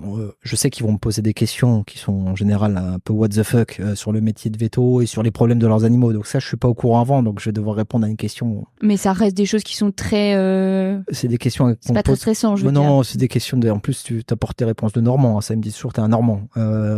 J'ai dit, ouais, oui, parce que t'as pas vu l'animal. T'as pas vu l'animal, alors parfois il est avec toi en plateau, mais tu vas pas l'examiner sur le truc pendant la chronique, quoi. Et non, et on a des thématiques qu'on va aborder, on a des reportages qui sont tournés à l'avance, donc on sait autour de quoi ça va tourner, on en dévie toujours un petit peu. Donc il faut quand même, dans cette émission, le truc qui a été dur, c'était, on parle des chiens, des chats, on parle des ânes, je m'y connais encore un peu, on parle de crevettes, parfois, on parle de phoques, d'otaries. Ouais. Donc, il y a des trucs, on va parler de dauphins, et tu vois, et je leur dis parfois, mais les gars, vous me demandez des trucs, je suis pas je sais pas, je suis pas Nicolas Hulot, tu vois, je fais pas de Thalassa, quoi, au final. Puis non, mais tout le monde croit qu'on est formé sur l'intégralité du règne animal. Ce qui a été dur pour moi, c'est surtout, j'ai dû bosser, j'ai dû me renseigner, j'ai dû lire des thèses, donc ça me demande, tu vois, pour préparer un épisode d'1 heure, j'ai quand même 3 heures de boulot. Ouais. Donc ouais, et on va tourner 4 épisodes par jour, donc ça fait 12 heures de boulot dans les jours qui précèdent. C'est des très grosses journées, quoi. Et en fait, ce qui est, la journée de tournage, c'était, on fait 4 épisodes par jour, 3 ou 4. Et c'est hyper dense parce que tu arrives le matin, on vient te chercher en taxi, on t'emmène, toi t'es en train de bosser tes chroniques dans ta tête et après t'enchaînes et tu rencontres des nouvelles personnes, tu dois parler à des nouveaux gens, tu dois t'introduire auprès de célébrités, ce qui est pas du tout naturel pour moi. Et voilà, donc c'est un autre milieu, c'est un autre truc, et en plus t'es une caution scientifique sur le truc, donc s'il te pose une question sur les éléphants, il faut que tu saches répondre sur les éléphants. Je vois. Donc tu dois te renseigner un peu sur toutes les espèces, sur tout ce qui se passe et tout, et parfois tu rencontres des conneries, donc tu te demandes que ça soit coupé au montage. Oui, d'accord. Il y a eu des fois où tu vérifies après, tu dis non, là j'ai dit une connerie. Tu vois, on m'a demandé, et un dauphin, ça reste combien de temps sous l'eau? Oh putain. T'as la réponse? Bah non, évidemment. C'est 5 minutes. Ou 16 minutes au max, tu vois. C'est marrant parce que moi, sur Instagram, j'ai répondu 5 heures. On avait une chronique qui s'appelait What the fuck, tu sais, en vignette, et c'était que les questions comme ça que les gens nous posent, on a zéro réponse. Et tu vois, j'ai répondu 5 heures. Bah non, c'est pas du tout ça, c'est 10 minutes, 15 minutes, tu vois. Merde. Et le pire, c'est que c'est un des caméramans qui est venu me voir en me disant attention, on t'a raconté une connerie, parce que moi je m'y connais en dauphin. Tu vois, et je dois aller voir la prod en disant hey les gars, je viens de raconter une énorme connerie là, on coupe. Durée de gestation de la belette. Ouais, tu vois, t'as des trucs comme ça. Donc quand je sais les espèces dont on va parler à l'avance, je me renseigne dessus, mais là la question sur le dauphin, je l'ai pas vu arriver. Alors que je savais qu'on allait parler de dauphin. Mais tu vois, donc j'ai essayé de préparer un peu tout ça. Et voilà, donc c'est beaucoup de préparation au final. Et après, ce qui a été très dur, c'est dur. On arrive, quand on parle d'espèces qu'on maîtrise, à être concis dans une clinique sur un problème médical. Mais il faut réussir à rester concis et réussir à intéresser le public. Et tu as des règles. Tu vois, je l'apprends encore. Je suis en train de devenir chroniqueur sur France Bleu, là. Donc, nouveau challenge. Je dois faire des chroniques de 2 minutes sur les animaux tous les jours à la radio. Mais le nombre de chiffres que tu peux mettre dans une chronique, c'est 3 max. Le nombre d'idées que tu peux aborder sur une thématique, toi, tu as toujours envie de faire un cours. Bien sûr. Toi, on dit pourquoi il faut stériliser les chats. Tu as 15 raisons de stériliser les chats, mais tu peux en donner que 2 ou 3. Et donc, c'est frustrant, parce que tu n'as pas le droit de dire tout. Enfin, c'est pas que tu n'as pas le droit, c'est que tu ne peux pas dire tout, sinon tu perds les gens. Non, c'est que tu dois épouser les codes, en fait. Ouais, c'est ça. Et ces codes-là, on les a pas. Non. Enfin, moi, oui, puisque je travaille dans le journalisme. Mais ma rédactrice en chef, ça la fait marrer, parce que quand elle coach des vétos, notamment pour écrire sur les ASV, il y a un cahier des charges, il y a une typo, il faut pas dépasser un certain nombre de caractères. Et c'est des exercices qui sont pas si faciles. Et tu vois, j'ai fait mon premier enregistrement chez France Bleu la semaine dernière. Ça a été chaotique. J'avais des chroniques, elles faisaient 3 pages. Il fallait que ça tienne en 2 minutes. Je me suis dit, je vais parler vite, ça suffit. Je parle très vite à la base. Et en fait, c'est pas du tout ça. Et ils m'ont dit, bah ouais, mais il faut que tu mettes moins d'idées. Je dis, mais je peux pas retirer des idées. Sinon, ça n'a plus le même sens. Ça te dérangeait, quoi. Tu perds du sens. Quand tu parles de la stérilisation de la chatte, bah pour moi, c'était important, par exemple, de dire aux auditeurs que c'est une opération de convenance, que ça faisait pas mal, qu'avec les médicaments qu'on donnait aujourd'hui et les anesthésies, les protocoles, c'est pas risqué. Mais en fait, cette idée-là, je peux pas la mettre parce qu'il faut que je parle des tumeurs mammaires, parce qu'il faut que je parle du fait que ça va pas forcément beaucoup changer le comportement des chats et des chiens. Il faut garder en tête et essayer de rentrer là dans la tête de tes auditeurs. Et ça, c'est un vrai exercice. Et cet exercice de concision et de réussir à garder les gens un peu attachés à ce que tu vas dire pour pas qu'ils décrochent, ça, c'est un vrai challenge. C'est mon challenge du moment, ça. Et tu vois, là, j'ai passé ma soirée d'hier soir avec une bouteille de champagne avec ma femme, à bosser mes 10 chroniques que je vais enregistrer demain et voir si oh mais la pauvre voir si elle adore, elle apprend plein de trucs. Elle va savoir plus de trucs que nous. On était complètement bourrés à la fin et c'était très dur de terminer le 10e épisode, mais tu vois, de voir si j'arrive à la tenir accrochée à mon discours, parce comme elle est novice dans le truc, c'est un bon public, c'est un bon test. Et tu vois, et en fait, c'est un nouvel exercice et c'est très dur. Mais ça te branche. Ça me branche à mort, j'adore. Et c'est un challenge, c'est un vrai challenge. Donc si ça le fait avec France Bleu, c'est un nouveau truc. Il faut que je tienne les gens en haleine 200 jours par an, pendant 2 minutes. La vache. Voilà. Tous les jours, il faut que j'ai quelque chose à raconter tous les jours, parce que c'est du lundi au vendredi. Il faut que j'ai quelque chose à raconter tous les jours à 200 000 personnes. Mais attends, ça, en termes de temps de travail préparatoire, t'es sur combien d'heures? hebdomadaire? Là, c'est hyper long. Parce que c'est mes premières et que j'ai tout cet exercice de synthèse bien et tout sûr. Ça. Mais tu vas finir par avoir le truc en tête. Ouais, qu'une fois que j'aurai pris les codes, là c'est un travail énorme en ce moment. Je pense qu'une fois que j'arrive à le faire et que j'ai chopé le truc, et là je commence à le choper parce que tu vois, quand je vois entre ce que j'ai fait la semaine dernière, ce que j'ai sorti et ce que j'ai sorti cette semaine, il y a quelques heures de boulot, mais ça va me prendre, pour préparer 2 minutes de chronique, ça va me prendre entre une demi-heure et 45 minutes. Ouais, c'est ça, ça me paraît cohérent. Donc voilà, c'est. Mais 5 x 5 chaque semaine. X 5. Ouais, c'est quand même pas négligeable dans ton emploi du temps. Ouais. C'est un nouveau challenge. Alors, il y a l'avantage dans ces trucs-là, c'est que, franchement, j'utilise l'IA aujourd'hui, j'utilise ChatGPT. Oui. Eh ben, nous aussi, pour faire nos synopsis podcast, c'est en fait, fabuleux. C'est un. Et je pensais jamais utiliser de l'IA là-dessus, mais en fait, ça me fait une base de travail. Bien sûr. C'est-à-dire que ça m'aide aussi à penser plus vite à toutes les thématiques, à toutes les idées que je dois mettre dedans. Alors, comme sort ChatGPT est à chier. Hein. Nous aussi, on retravaille. Voilà, mais en fait, je fais que du retravail d'idées et de la reformulation et des trucs, mais ça me permet d'aller beaucoup plus vite sur les idées de base et l'ordre des idées, surtout. Parce que ce qui est dur, c'est d'ordonner tes idées. Ouais, et en fait, c'est là que ça m'aide beaucoup.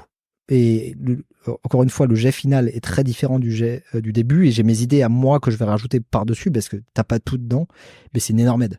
Non, mais c'est un outil fabuleux. C'est fabuleux. Et voilà, et c'est vraiment, vraiment, vraiment... je suis content de l'avoir trouvé parce que j'ai commencé à les écrire sans ça. Oui. Et à un moment, je me dis, ouais, ça va te prendre trop de temps, tu peux pas. C'est pas possible. Et en ayant ça, je me dis, ouais, je peux y arriver en une demi-heure. Moi, j'ai une collaboratrice qui écrit donc les synopsis podcast. Pour l'instant, elle a fait toute la saison 1 et la saison 2. Donc, elle l'écoute.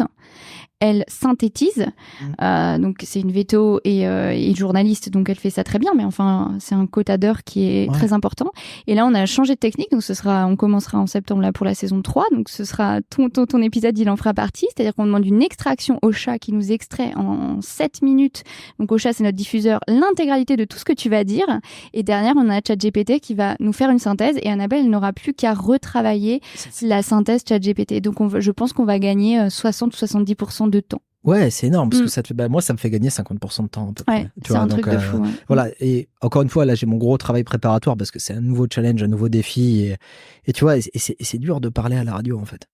C'est super dur de mettre le ton, de mettre l'intonation. Et c'est ça que je bosse en ce moment. Tu vois, ça, c'est vraiment un truc que je travaille. Et parce que je parle très vite à la base, j'ai envie de répondre trop vite aux questions. Donc tu travailles ta diction, mais oui, je travaille ma diction, mes pauses. Tu vois, je suis en train de le faire. J'essaye depuis qu'on a commencé à en parler de me calmer, mais tu vois, ma femme elle me dit, et je me suis fait engueuler pendant mon premier truc. Ils m'ont dit, tu commences à respirer, tu prends ton inspiration. Ils n'ont pas terminé leur question encore, donc on entend sur la question du journaliste, on entend. Faut qu'il ferme ton micro, tu sais. Voilà, c'est limite ça. Ils m'ont dit, il faut que t'arrêtes. Ils m'ont dit, calme-toi, t'as le temps, et c'est tenir quelqu'un en haleine à ton discours. C'est vraiment c'est un exercice très dur. Donc, je sais ce que tu vis quand tu fais des podcasts. Et c'est beaucoup plus zen qu'à la radio. Dis donc, nous, on n'est que tous les deux dans la pièce. C'est pas du tout stressant. On est deux, hein. On est deux quand je les enregistre, je suis deux. En fait, on les enregistre à l'avance. Je suis pas tous les matins à la radio. Hein. C'est des trucs enregistrés à l'avance. Non, je peux pas aller tous les matins à la radio. J'ai pas le temps de prendre le scooter, d'aller à la radio, de revenir. Donc, on fait les enregistrements 2 semaines par 2 semaines. Donc, l'enregistrement, globalement, je pense que je vais réussir à le torcher en 1 heure de 10 épisodes. Donc, tu vois, tu rajoutes un peu. Mais non, c'est pas possible que j'aille à la radio. On va faire des séances en live avec des questions d'auditeurs et tout ça, mais ça sera par la suite. Et on va faire des événements avec France Bleu parce que c'est très rural, donc au cours du salon de l'agriculture, des trucs comme ça. Encore une fois, j'ai pas signé mon contrat, donc ça se trouve, tout va s'annuler et je suis en train de bosser pour rien. Mais bon, c'est un challenge et j'ai envie d'y aller, donc j'ai envie de dire que ça va le faire quand cet épisode sera en train de sortir. Je serai sur France Bleu tous les matins. Mais ouais, donc on va avoir des trucs en live et tout ça, mais là, c'est de l'enregistrement. Ouais, d'accord. Donc c'est plus facile aussi. Ouais. Bon, après, c'est plus codifié la radio. Je pense qu'on pardonne beaucoup plus de choses dans un podcast qu'à la radio où c'est très codifié. C'est très codifié. Tu vois, ils disent il faut que tu souris pendant que tu parles, il faut que ça soit hyper vivant et tout ça. Sauf que toi, tu es en train de faire un exposé veto. Mais il faut que tu souris. Ouais. Il faut que tu souris, tu parles parce que le sourire s'entend, ça c'est vrai, dans le podcast, ça s'entend énormément. Je souris beaucoup, à la base, je souris tout le temps. Tout le monde me dit, on voit jamais tes yeux tellement tu souris, mais je souris pas assez pour la radio. Les gars, je fais ce que je peux. Je fais ce que je peux. Et non, et en fait, on parle de choses, quand tu es vétérinaire et que tu fais une chronique, tu parles de choses qui sont pas drôles. Oui, qui sont. Il y a rien de drôle, hein. Oui, non, c'est vrai. Non, mais tu vois, c'est scientifique, c'est pas drôle. Je dis, je dois faire rire des gens avec les tumeurs mammaires des chats. Dites-moi comment faire, tu vois. Je dois sourire pendant que je dis ça. Là, les gars, c'est compliqué. Donc ouais, t'essaies de mettre des petites vannes, des trucs, tu vois, de trouver des accroches, trouver de l'accroche pour tes sujets. C'est un vrai défi. Ouais, je veux bien te croire. Alors, tout à l'heure, tu m'as parlé de vidéos embarquées en allant en consultation, non? Ouais, faut que t'expliques un peu. Je suis suivi. C'est ça aussi qui a fait que j'ai eu mes trucs sur France 3. Je suis suivi assez régulièrement par des médias. Donc là, tu parles sur quoi? Sur Insta? Surtout. LinkedIn? Tout. Médias, même télé. Tu vois, j'ai fait des épisodes d'appel d'urgence. J'ai fait j'ai fait un Brut récemment. J'ai fait un épisode de Brut. Enfin, un petit truc Insta sur Brut. Et là, j'ai un nouveau projet qu'on essaie de vendre. Je sais pas si ça va se faire, mais on a un projet avec France 3 éventuellement et avec la boîte de prod dont on a parlé de me suivre en intervention. Ouais, d'accord. Régulièrement. C'est dur aussi parce que tu vas avoir beaucoup de consultations qui seront pas exploitables, donc ça demande un temps de dingue en fait. Parce qu'en fait, tu as beaucoup de temps de tournage pour peu de temps d'images exploitables. Tu vois, j'ai déjà fait une fois, j'ai emmené un journaliste avec moi pendant 1 mois tous les soirs. On a réussi à sortir une consultation de là. Voilà. Parce qu'il voulait quelque chose de très spécifique. Hein. Il voulait une consultation qui commençait à domicile, qui terminait hospitalisée et que l'animal survive. Ah oui, d'accord. C'était un petit défi. Je lui ai déjà dit, t'auras pas ce qu'il te faut. Et on en a réussi à en avoir 2. Sauf que le temps que l'épisode sorte, il y a un des animaux qui est mort. Donc on n'a plus le droit de l'utiliser. Ah, la vache. Et ouais, donc on sait qu'il va y avoir beaucoup de ratés et tout ça. Et c'est pour ça, je pense que ça peut merder même niveau budget et tout ça. Mais c'est un objectif qu'on a et on ferait ça à la télé. Et j'essaye de mettre un peu en image aussi notre métier comme ça aujourd'hui aussi. Je fais des petites chroniques sur Insta, sur tout ça. C'est dur de prendre, quand tu es seul à domicile, de prendre des images toi-même parce que tu n'as jamais forcément le bon angle, les bons trucs, les gens qui acceptent que tu filmes. Mais je trouve que c'est important de mettre en image notre métier aujourd'hui et de montrer aux gens ce que c'est. Et d'essayer de les éduquer aussi parce qu'on a beaucoup de monde qui adopte encore des animaux qui sont vraiment pas au courant de comment ça marche un animal et qui font des conneries en permanence, qui s'inquiètent pas au bon moment. On l'a tous, l'image du veto. Putain, on m'appelle à 23h parce que le chat, il est malade depuis 5 jours. Puis ça agace le veto. C'est agaçant, mais après, je dis toujours, c'est que urgent quand ça devient urgent pour les gens. Hein. C'est pas urgent avant. Donc, ça, je le conçois aujourd'hui et ça, j'ai aucun problème à vivre avec. Mais je me dis j'essaie aussi, et j'aimerais essayer d'éduquer les propriétaires à c'est quoi une urgence, quand est-ce qu'il faut que je m'inquiète. Prendre les choses au bon moment avant que ça devienne une urgence vitale. Tu vois, je suis en train de bosser avec une boîte juste sur la prévention des problèmes dentaires. Je suis pas dentiste à la base, mais on va faire des vidéos pour dire des problèmes dentaires, ça se prévoit en fait. Donc on va essayer d'éduquer les gens à ça. Et il y a une vraie éducation à avoir pour les propriétaires d'animaux aujourd'hui. Donc j'essaie de bosser un peu là-dessus aussi. D'accord, peut-être futur projet du coup. Ouais, non, mais je fais des petites vidéos sur Insta, donc c'est des trucs que je commence à faire et qui me permettent aussi d'avoir une visibilité pour Veto Ad Homme, pour tout ça, parce que je parle de domicile, je parle de consultation, mais je trouve qu'il y a aussi un vrai intérêt à éduquer les propriétaires. Et quand on bosse en clinique tous les jours, quand on les voit 1 fois par an, on peut leur faire passer un certain nombre de messages. Mais tu peux pas faire passer 15 000 messages. Donc les réseaux sociaux, aujourd'hui, c'est un vrai pouvoir là-dessus. C'est-à-dire que tu peux leur faire passer des messages en dehors des consultations, des moments où tu les vois, et c'est peu exploité. Il y a peu de vétos qui sont lancés sur les réseaux, qui ont une audience. Aujourd'hui, j'ai la chance d'en avoir une toute petite, mais elle est quand même là. Et j'essaie de bosser dessus. Ok. Nouveau challenge. Ouais, c'est ça. On l'a dit beaucoup, mais... regarde ton parcours et tes expériences. Qu'est-ce que tu aurais envie de dire aux plus jeunes d'entre nous qui écouteraient ce podcast? C'était un conseil ou... Plus jeunes vétérinaires qui sont déjà dans les études? Ouais, on a beaucoup d'étudiants qui nous écoutent et on a pas mal de jeunes vétos. Donc Lancez-vous. Lancez-vous dans ce que vous avez envie de faire. Il y a beaucoup de jeunes qui hésitent aujourd'hui. Tu vois, j'ai beaucoup de jeunes au téléphone pour du recrutement qui me disent j'adorerais être véto à domicile, mais j'ai peur. J'ai peur de me lancer. J'ai besoin d'aller faire autre chose avant pour avoir les armes de le faire. Et lancez-vous tout simplement. N'ayez pas peur de vous lancer. Croyez en ce que vous voulez faire, en vos rêves, et lancez-vous directement dedans. Tu vois, j'ai encore des jeunes qui m'ont dit l'autre jour, ah ouais, mais moi j'aimerais être véto faune sauvage, mais il n'y a pas de place. Et il s'arrête là, en se disant, il y a des limites. Il n'y a pas de limite. Tu vois, il n'y a pas de limite à ce que tu veux faire. Moi, je voulais être veto-entrepreneur. Je pensais faire des vaches. J'ai terminé chez Veto Adom, qui est devenu Émergence avec des projets partout en Europe. Je pensais pas faire ça, mais c'est en se lançant qu'on crée les opportunités. Oui, ça, et peut-être que vous ferez pas ce que vous imaginiez faire, mais allez-y. Probablement pas, d'ailleurs. Probablement pas, d'ailleurs. Donc, peut-être que tu voulais être veto faune sauvage, mais en te lançant en faune sauvage, tu vas terminer dans un labo et faire, je sais pas, de l'humanitaire, je sais pas où, enfin, n'importe quoi. Tu peux terminer comme ça. Et tu vois, je discutais avec un veto chirurgien de Strasbourg qui va bosser en Asie avec Annie Cura. Aujourd'hui, il pensait pas faire ça un jour. Mais c'est en se lançant dans ces trucs dans lesquels il croyait qu'il y est arrivé. Et vous arriverez jamais là où vous pensez aller. Mais si vous lancez pas, vous y arriverez pas. Voilà, donc c'est ça le message. C'est allez-y, on a un métier qui est fabuleux, qui est magnifique, et j'ai plein d'exemples de vétos qui pensaient arrêter le métier, qui sont revenus et qui s'éclatent aujourd'hui. J'ai plein de vétos qui pensaient être vétos, qui s'éclatent dans autre chose, mais qui s'éclatent. Et c'est ça la force de notre métier, c'est qu'on a 1000 cordes dans notre arc, on a 1000 compétences qu'on ne pense pas avoir. Ça, c'est vrai. Et notre métier est fabuleux. Et il n'y a pas un métier de vétérinaire, il y en a 50 aujourd'hui. C'est ce que c'est la baseline de Veto Micro. C'est quoi? Il y a 1000 façons d'être vétérinaire. Bah voilà, tu vois, et je savais pas. et notre métier est tellement riche, et il est tellement beau, et on en parlait tout à l'heure, on a ce problème de pression, on a ce problème de suicide aujourd'hui, voilà, c'est un fléau dans notre profession.